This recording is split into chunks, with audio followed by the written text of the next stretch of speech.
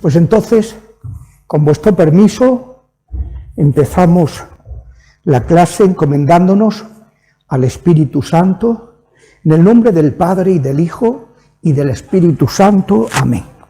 Ven, Espíritu Santo, llena nuestros corazones y enciéndenos en el fuego de tu amor. Señor, envía tu Espíritu y serán creados y renovarás la faz de la tierra. Oh Dios, que has iluminado los corazones de tus fieles con la luz del Espíritu Santo, concédenos, con la fuerza de este mismo Espíritu, saborear las cosas rectas y gozar de tus consuelos. Por Jesucristo nuestro Señor, gloria al Padre, y al Hijo, y al Espíritu Santo, como era en el principio, ahora y siempre, por los siglos de los siglos. Amén. Santa María, asiento de la sabiduría, que la tenemos ahí en esa imagen, ruega por nosotros. San Agustín, ruega por nosotros. Como recordarán, se puede cerrar, sí, que el llamado, el conocido, decíamos ayer, después de ya unas cuantas sesiones que hemos estado desde justo antes de Navidad. Luego, la semana pasada íbamos a haber tenido la clase, pero no se pudo celebrar por falta de comparecencia de los alumnos, que, como es natural, porque no lo suponíamos, porque con la nevada pues se veía venir el tema.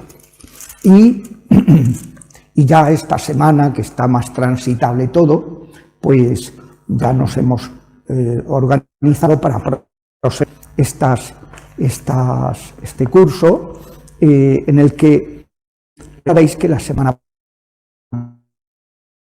pasada nos hemos centrado en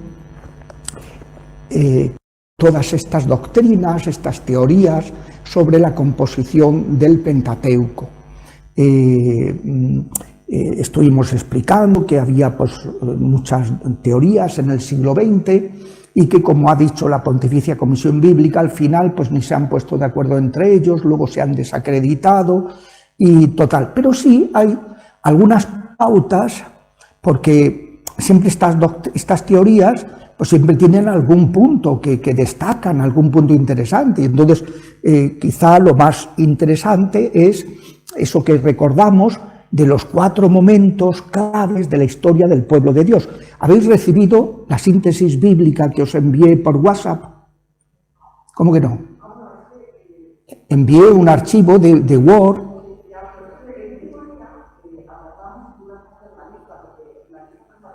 No está completa, pero yo a los que me dieron su nombre les he enviado ya. A todos a ti, Paloma, que estás en la lista, lo he enviado.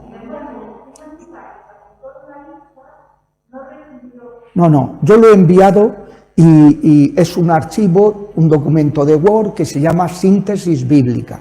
Si alguno no lo ha recibido o no lo ha sabido abrir, tenéis que tener una aplicación en el móvil que ponga documentos para poder abrir ese archivo de Word, si no, no lo podréis abrir, ¿no? Entonces ahí aparece esa síntesis bíblica que es muy interesante tenerla presente en todo momento. También tendremos que pedirle a don José María que, o bien con una pantalla, que veo que tenemos pantalla aquí en esta sala, se puede proyectar algún mapa, porque ya en el Génesis va a ser muy importante el situar los lugares bíblicos y saber pues dónde fueron sucediendo los distintos acontecimientos. Y allí digo que destacamos que hay como 4 momentos muy importantes dentro de la historia del pueblo de Dios, cuando ya está constituido como pueblo, cuando hayan entrado en la tierra prometida, que es el siglo X, cuando se constituye por primera vez la monarquía, que fue una experiencia nefasta para el pueblo de Dios. La monarquía, que es la tradición ya vista, muy concreta, muy imaginativa, muy pedagógica.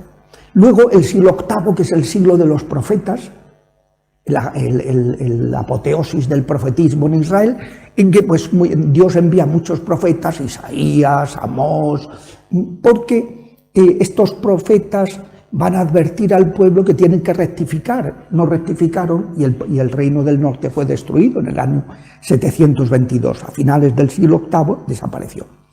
Fueron deportados a Nínive y aquello se convirtió, el reino del norte, o sea, Samaria y Galilea, en tierra de paganos. Recordaréis como en el Evangelio dice, y tú tierra de Zabulón y Neftalí, Galilea de los gentiles, o sea, que habían dejado de ser israelitas y se habían convertido en pueblos paganos. Luego, otro momento clave es el siglo, finales del siglo VII,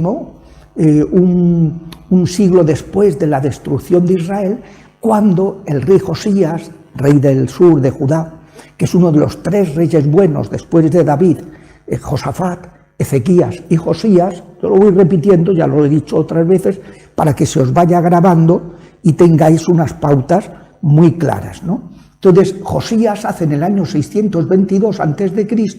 una reforma religiosa estupenda y que es donde se habla de la tradición deuteronomista, donde la clave es el Deuteronomio, la fidelidad a la alianza. Y luego, el siglo V, 2 siglos después, o siglo y 170 años después, en el siglo V, donde la preocupación, alrededor del año 450, donde la preocupación es restaurar el culto a Yahvé. Habían estado 70 años sin culto, sin templo, destruido, sin sacerdocio, sin nada. Por ejemplo, Ezequiel, que es un profeta del destierro, era sacerdote, era de casta sacerdotal, pero era compuesta y sin novio, ¿no? O sea, este era sacerdote sin templo, sin poder sacrificios, sin nada, ¿no? Y entonces, pues, Dios lo llama cuando llega a la mayoría de edad, a los 30 años, pues lo llama a ser su profeta. No, que era sacerdote, no se le había pasado por la cabeza nunca ser profeta. Y Dios lo llama a ser su profeta, junto con Daniel, que ya había empezado a ser profeta. Daniel era un jovencito de casta real que es deportado a Babilonia en el año 605 en la primera deportación. Ezequiel en la segunda, en el 597, y luego en el 587 fue cuando fue destruido ya toda la ciudad, la monarquía y el templo, ¿no? Bueno, pues habían estado 70 años. Entonces van restaurando, reconstruyen el templo. Ante las instigaciones de Zacarías y Ageo, Ageo les dice, os quejáis de que no hay buenas cosechas. Dice, ¿qué cosechas vais a tener? Yahvé está ahí muerto de risa, el templo está destruido y no lo habéis reconstruido, y vuestras casitas muy bien reconstruidas, que están. ¿Cómo os van a ir bien las cosechas? Entonces los tíos se ponen a reconstruir, en 15 años, reconstruyó un templo modesto, no era como el de Jerusalén, que luego, 500 años después, Herodes, en el año 46, empieza a embellecerlo, porque Herodes, al no ser judío, no caía bien a los judíos, era idumeo, o sea, hijo de Saúl, Edom o Esaú. Edom significa pelirrojo, porque Esaú era pelirrojo. Entonces, pues, era hijo de Saúl, y claro, para un hijo de Jacob o Israel, tener como rey a un hijo de Saúl era como, vamos, la mayor afrenta que se le podía hacer, ¿no? Y que es lo que hizo el Imperio Romano a los palestinos, a los judíos. Y entonces él, para congraciarse con el pueblo, estuvo enriqueciendo y embelleciendo el templo. Bueno, pues ese es el cuarto momento, que es el momento, por así decirlo, donde el interés es el sacerdocio. El tema, son 4 tradiciones, ¿no? Bueno, luego también ha habido una persona que me ha preguntado por qué la Biblia de los protestantes y de los judíos tienen una serie de libros menos que la Biblia católica. Eso también quería explicarlo muy brevemente. Es lo que se llama, no contienen los llamados libros deuterocanónicos. Deutero, final, Deuteronomio, último, los últimos libros canónicos. Estos libros, pues que libros de los Macabeos, Ezequiel, hay una serie de libros que los judíos no los tienen, los judíos actuales y a partir del siglo I, no los tienen como canónicos. Y como los protestantes, cuando hacen ellos, se separan de la Iglesia para marcar la distancia, Lutero y Calvino, compañía, lo que hicieron fue adoptar la Biblia judía del canon palestino. Explico lo que es el canon palestino y lo que es el canon de los 70. Recordaréis que San Dámaso, en el siglo IV, a final del siglo IV, pues le encarga a San Jerónimo hacer una traducción de la Biblia que estaba en griego, eminentemente en griego, pues que era la lengua culta de ese momento, traducirla al vulgo. ¿Cuál es la lengua vulgar en el siglo IV? El latín. Y entonces se hace una traducción a la lengua vulgar que se llamó Vulgata. Entonces la Vulgata es la traducción que hace San Jerónimo. Luego Pablo VI, hace 60 años, encargó una actualización ya con los métodos informáticos, que tenía muchísima documentación, ¿no?, de códices, de papiros, de tal, y se puede hacer un trabajo precioso, pero se pusieron mucha gente a trabajar a la vez.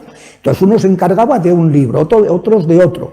Entonces iban viendo, pues sobre esto tenemos estas variantes, tenemos estas cosas. Entonces se pudo hacer una traducción muy rica desde el punto de vista histórico-crítico, y que es lo que se llama la Neo-Vulgata, que es una actualización de la Vulgata de San Jerónimo, hecha en el siglo XX, a mitad del siglo XX, en los años 70, encargada por San Pablo VI. Pues bien, de la misma manera, en el siglo III antes de Cristo, en la época helenística, ¿qué significa helenístico? La época de que Alejandro Magno había tenido el dominio de todo el mundo, y al morir sus 4 generales se dividen el imperio y tal, los Seleucidas, los Ptolomeos en Egipto, los Seleucidas en la parte del norte del Oriente Medio, de Asia Menor, tal. Bueno, estos pues se imponen, y se impone como lengua culta el griego. Y entonces hay una serie de autores sabios de Israel que se llaman los 70 sabios de Israel, que ven conveniente traducir la Biblia, que tenía unos libros en hebreo, que era la lengua culta en la que se escribía, Jesús escribía en hebreo, luego otros libros en arameo, que era la lengua popular, Jesús hablaba en arameo. Y hay libros que tienen parte en hebreo y parte en arameo, según las tradiciones de las que se han servido los autores sagrados para componerlos. Entonces, ese texto de la Biblia, en el siglo III, digo antes de Cristo, se propusieron hacer una traducción a la lengua oficial, de la lengua extendida, la lengua para ponerlo más accesible. Entonces hicieron la traducción de los 70. Tardaron entre unos 180 años más o menos en hacerla. No fueron solamente unos poquitos, pues siguieron el trabajo otros, y a finales del siglo II, ya empezando el siglo I, se acabó la Septuaginta, 70. Septuaginta en latín, en griego, perdón, es latín. No, es en latín. Se acaba a finales del siglo II, primeros del siglo I, inicios del siglo I. Hacia el año 101, 102 o 99, por ahí lo datan los entendidos, ¿no? Hizo esa traducción. Esa traducción contiene estos libros llamados deuterocanónicos que no quisieron incluir los judíos cuando, después de la destrucción de Jerusalén, y se opusieron mucho a todo lo cristiano, como los cristianos habían asumido como versión canónica, canónico significa aceptado como recibido y entendido en el pueblo de Dios como algo revelado y transmitido con la ayuda del Espíritu Santo. Tenían como canónicos todos estos libros, no solo los libros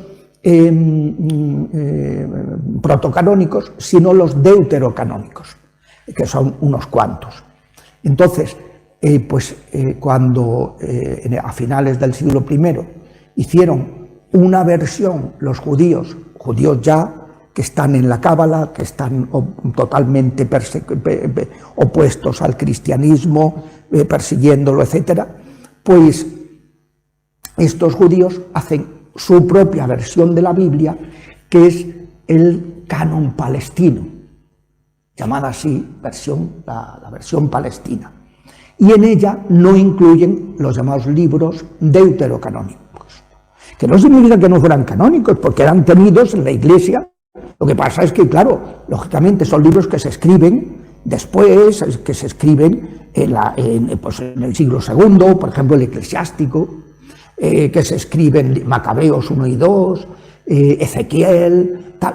Son una serie de libros pues que no son pues escritos en el siglo V, en el siglo, sino un poquito después, que son tenidos por el pueblo de Dios, tan canónicos como los otros.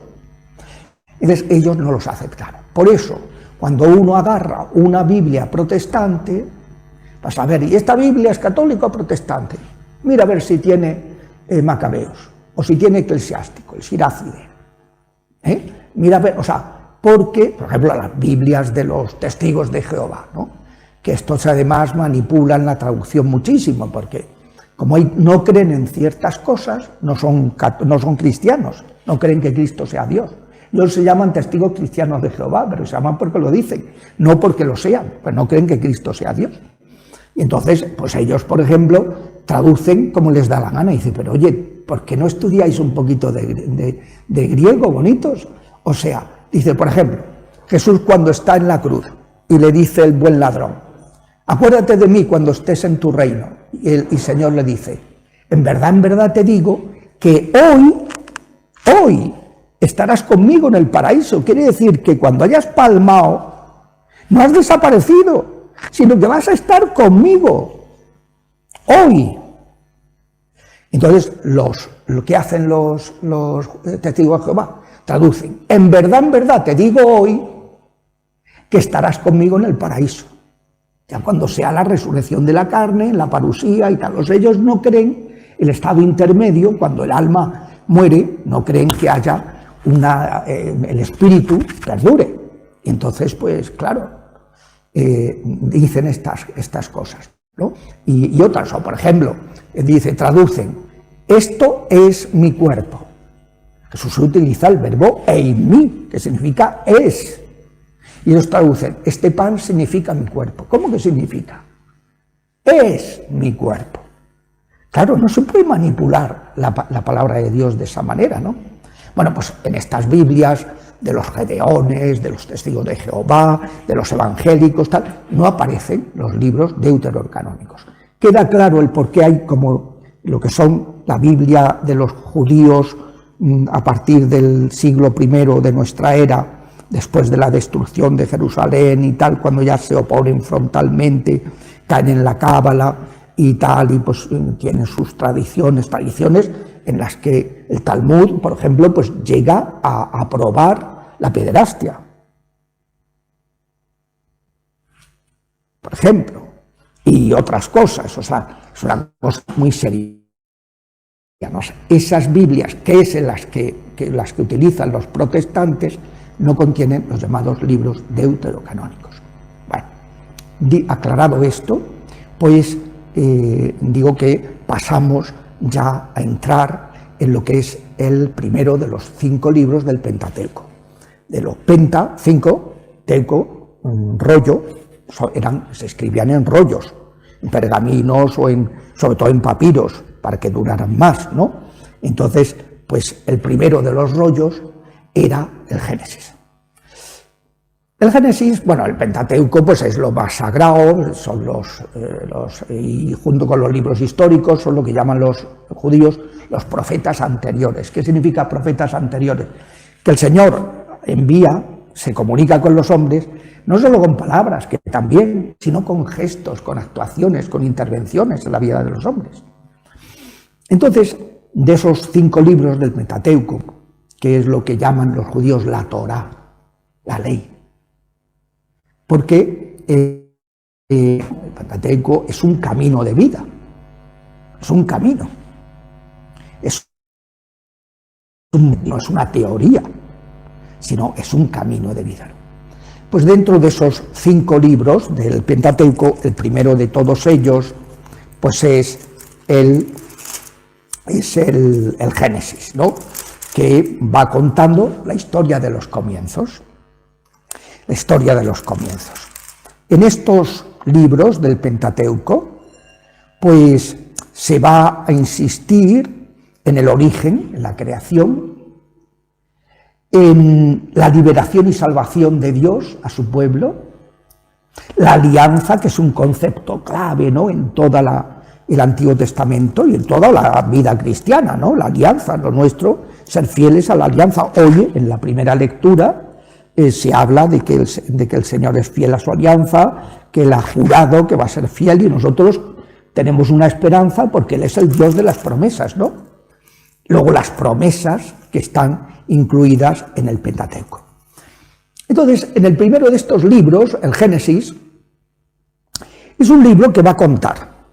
Primero, en los 11 primeros, tiene 2 partes, del 1 al 11 inclusive, y del 12 al 50, son 50 capítulos.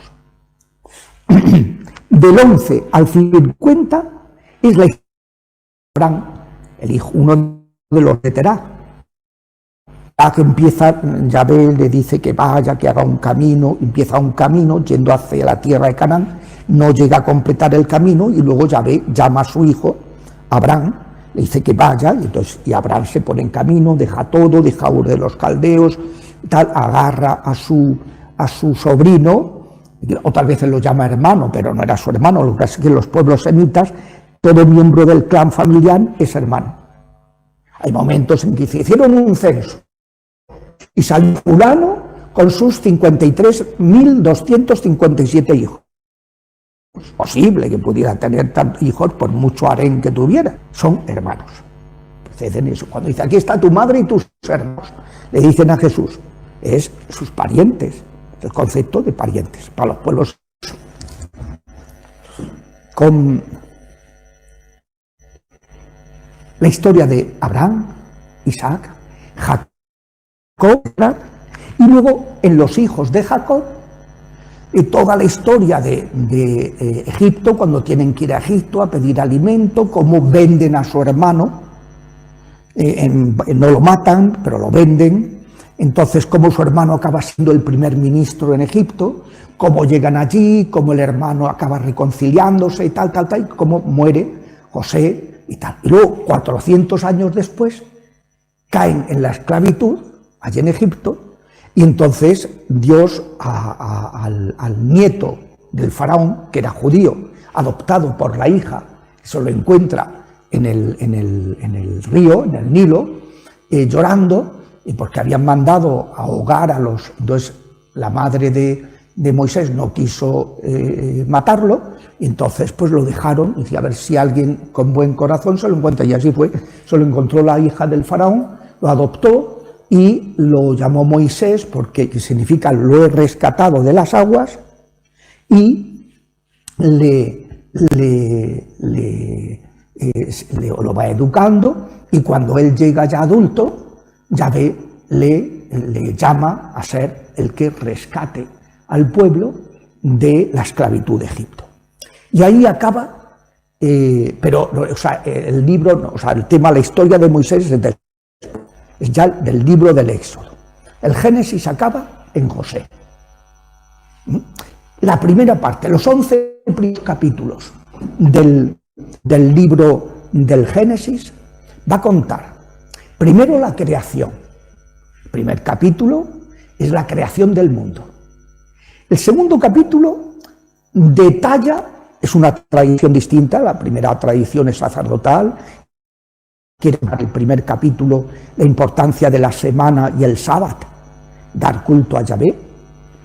Pues el segundo capítulo se centra sobre todo en el hombre como persona, porque el primer capítulo dice que Dios creó al ser humano, el versículo 26, a imagen de Dios. Hagamos al hombre, que es Trinidad, y lo hizo hombre y hembra, la misma raíz, ordenados a los hijos, Trinidad.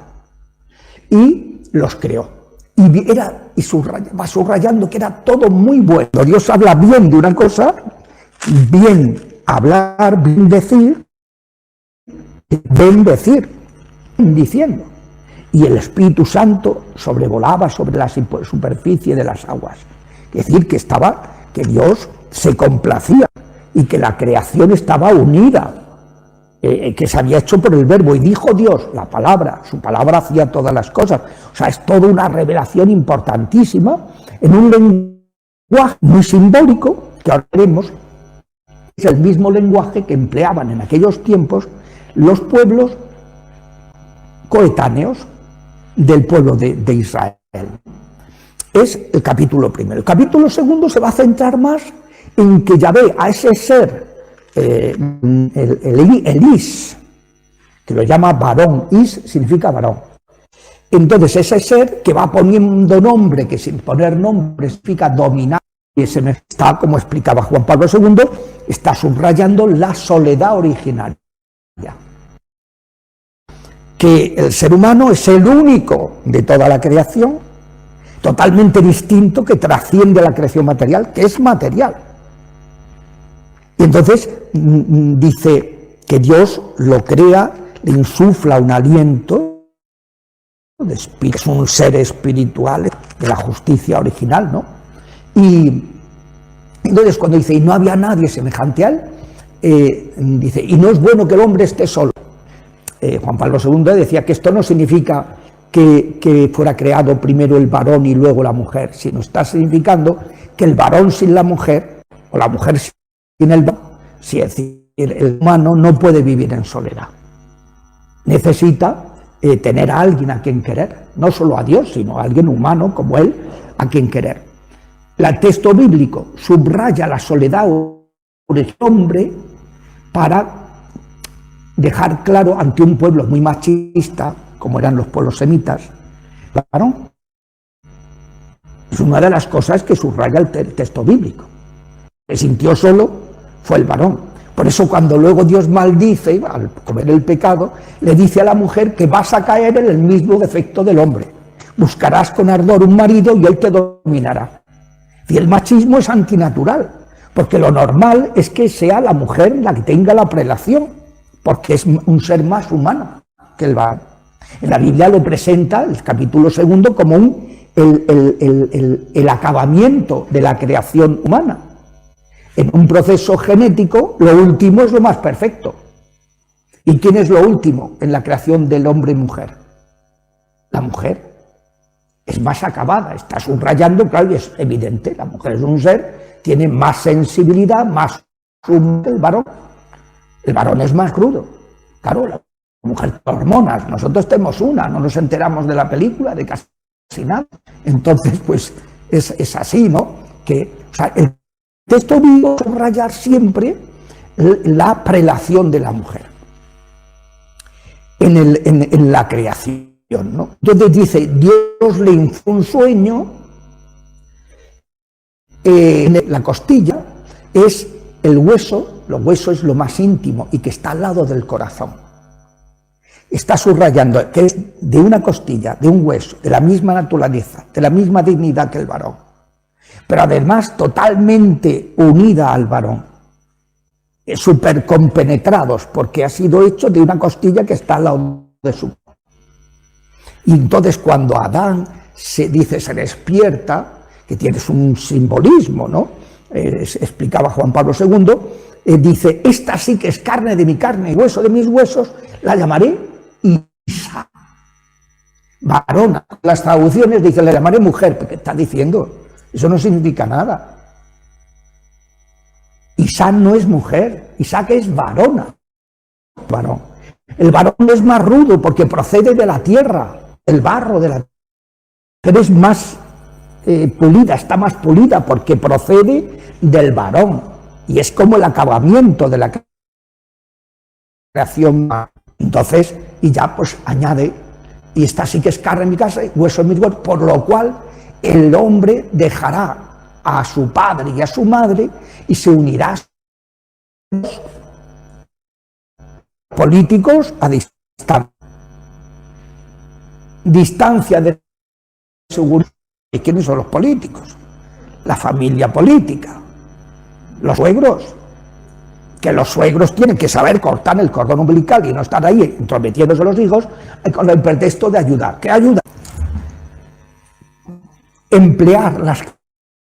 Es un tema que he trabajado mucho porque en el año 98, después de 6 años de trabajo, pues publiqué una antropología de la sexualidad, sobre la antropología de Juan Pablo II, el lenguaje del cuerpo, que me titulé Amar con el cuerpo, claves antropológicas de la moral sexual católica, que la podéis encontrar en el libro, en la página web de lasispuertas.com. Bueno, pues en otras publicaciones del autor, ¿no? Pues digo que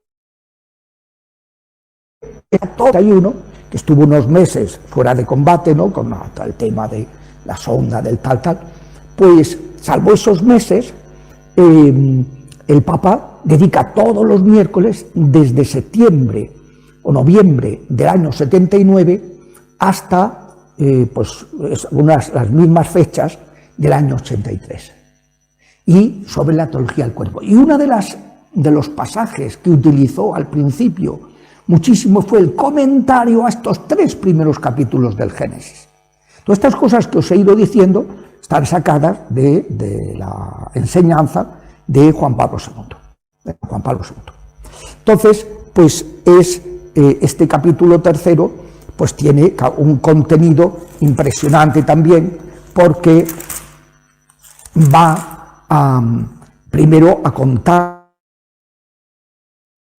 después de explicar que todo era muy bueno, después de explicar que Dios crea al ser humano a su imagen, dice, bueno, y entonces, ¿de dónde viene el mal? ¿De dónde viene la enfermedad? ¿De dónde viene? Porque resulta que está hablando que el hombre y la mujer veían a Dios, hablaban con Dios. Segundo, que eran inmortales, porque va a decir que si rompes conmigo, va a decir que Adán y Eva estaban perfectamente compenetrados, estaban el uno ante el otro desnudos y no se avergonzaban. Y decía el Papa, ¿qué es esa desnudez originaria? Tú te avergüenzas ante un extraño, no ante ti mismo. Si estaban el uno ante el otro es porque estaban. Luego Adán ponía nombre a todo, que significa conocer, dominar. En el lenguaje bíblico, conocer es total dominio, total compenetración, total. Bueno, entonces hay toda una antropología. Entonces, en esas condiciones, que el ser humano era la pera limonera, como decía un profesor mío de antropología, yo me dediqué a la filosofía hasta que me alcanzó la vocación al sacerdocio. Era profesor en la facultad. Entonces, cuando hacíamos la carrera, teníamos un profesor que él decía, tenía mucha, en plan irónico, que dice, yo me imagino a Adán y Eva como los pintó Miguel Ángel en la Capilla Sixtina. Un tipo y una tipa, pero vamos, espectaculares.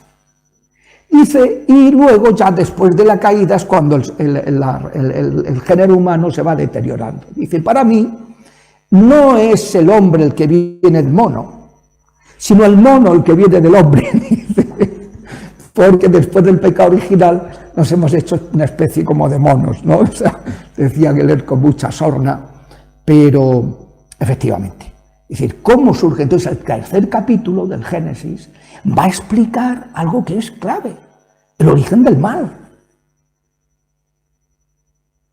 El origen del mal. Y entonces va a decir la serpiente, que era la más astuta de las bestias del campo, y dijo a la mujer, fijaos, a un pueblo que tenía pánico a los demonios, pone a Satanás en figura de serpiente arrastrándose para despreciar. Es una manera de decirle, oye, pero que no tenéis que tener miedo a los demonios, que los demonios son unos pringaos, ¿eh? Hombre, son de naturaleza superior a la nuestra, pero si estamos con Dios no hay que tenerles miedo.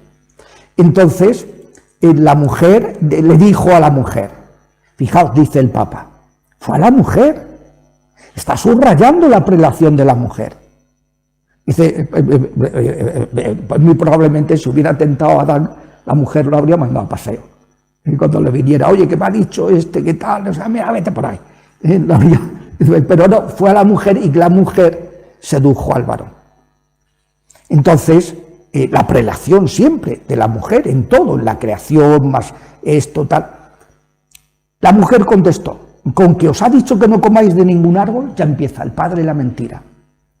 No, podemos comer los frutos de todos los árboles del jardín, pero solo del árbol que está en mitad del jardín os ha dicho no comeréis porque de lo contrario moriréis. Eran inmortales, por tanto. La serpiente dice, no moriréis, es que Dios sabe que el día en que comáis de él se os abrirán los ojos y seréis como Dios en el conocimiento del bien y del mal. Claro, es la teología de la sospecha.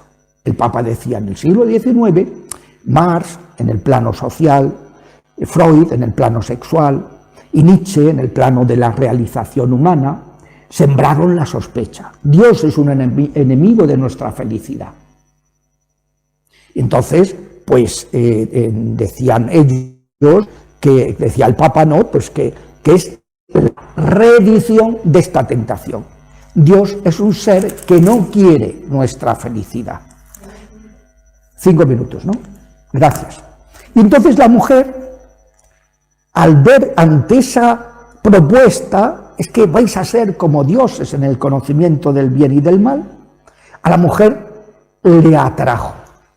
Y por tanto, el pecado de nuestros primeros padres no fue un pecado de avaricia, de lujuria, de gula, de ira, porque ellos tenían un orden perfecto en su naturaleza, fue un pecado de soberbia, de falta de fe.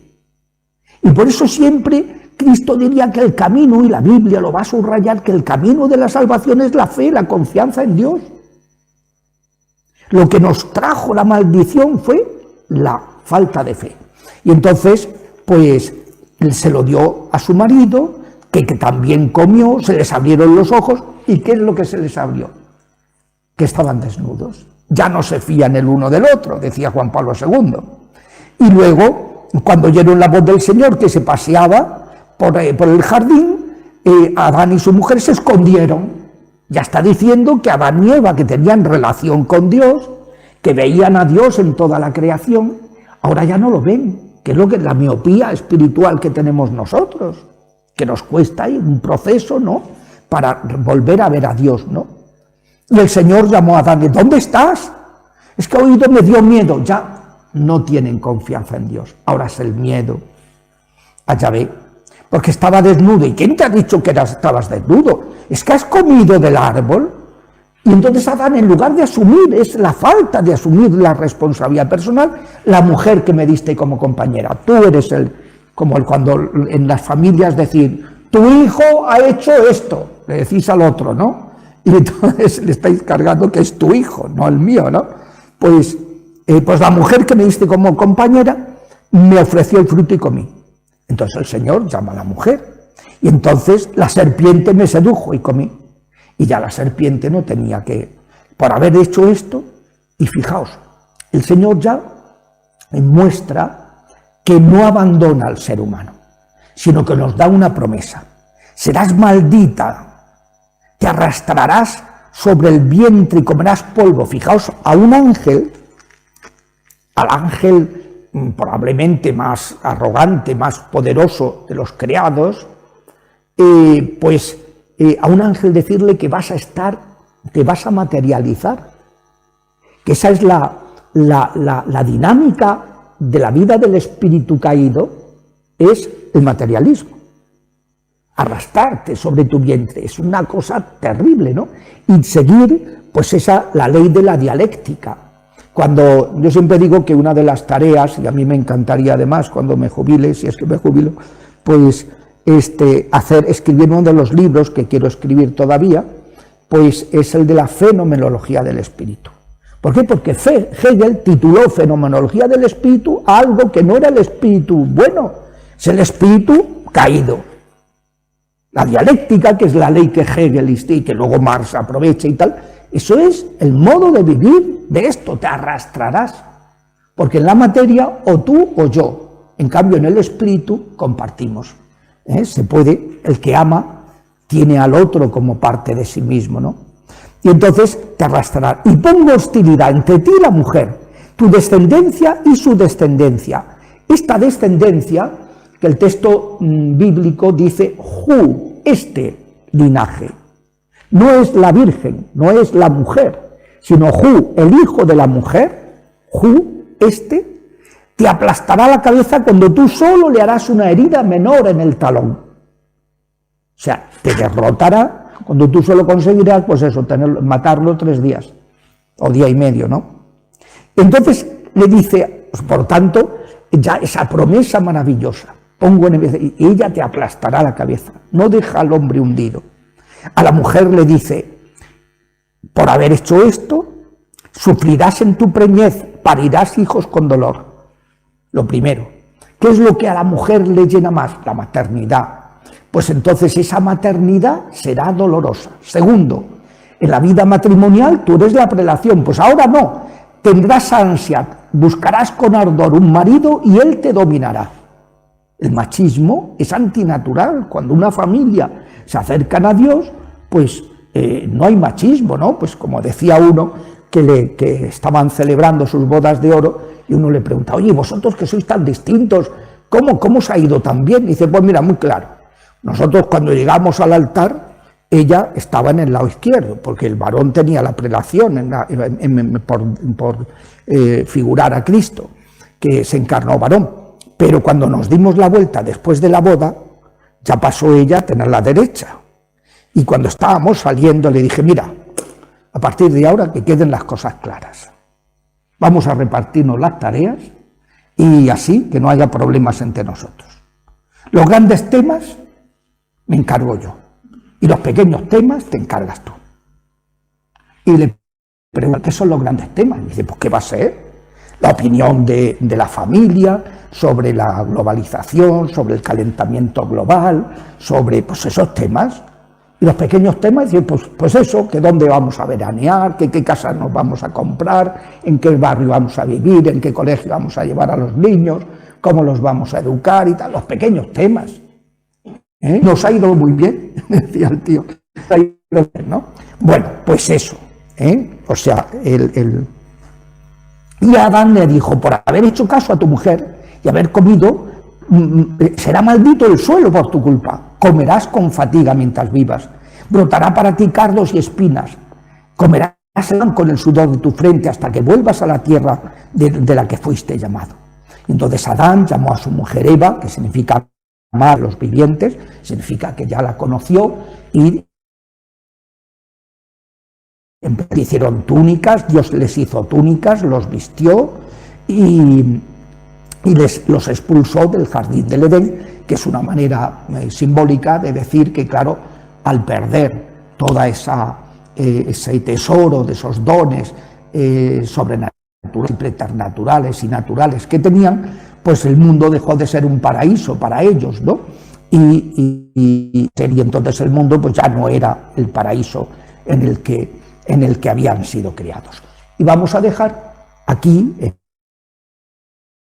vemos el capítulo 4, explicando el Génesis, que es una maravilla, y que son de una mirada en nuestra fe, para entender lo que es la creación, el origen, etcétera, de dónde procede todo. Es una visión totalmente distinta de las cosmogonías y de las teosofías de los pueblos paganos. Te damos gracias, omnipotente Dios, por todos tus beneficios, tú que vives y reinas por los siglos de los siglos. Dios te salve, María, llena eres de gracia, el Señor es contigo, bendita tú eres entre todas las mujeres, y bendito es el fruto de tu vientre, Jesús. Santa María, Madre de Dios, ruega por nosotros, pecadores, ciento de la sabiduría. San Agustín. Pues hasta la semana que viene, si Dios quiere.